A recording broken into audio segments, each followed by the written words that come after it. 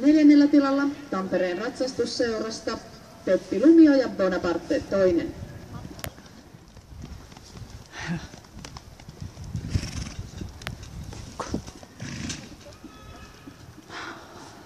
Ja 5. tilalla Team Finn Chevalista Maarit Luukkainen Soilu ja Ali McBeal.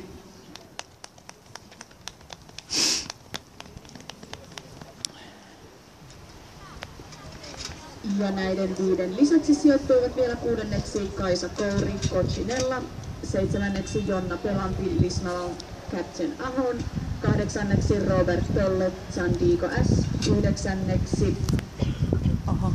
Maiju Taimisto Karisma 4. ja jaetulle 9.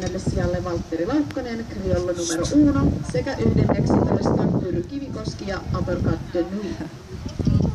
Onnittelut voittajalle sekä kaikille sijoittuneille ja kunniakierros oikeaan, olkaa hyvä.